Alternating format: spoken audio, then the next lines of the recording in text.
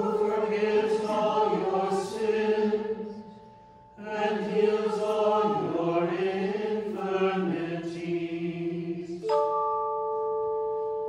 who saves your life from the pit and crowns you with mercy and loving kindness,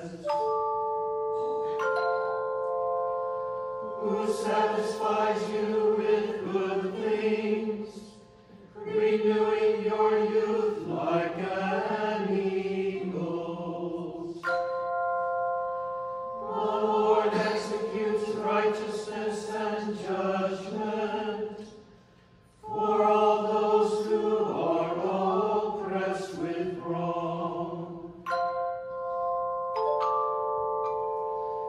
He showed his ways to Moses, his works to the children of Israel.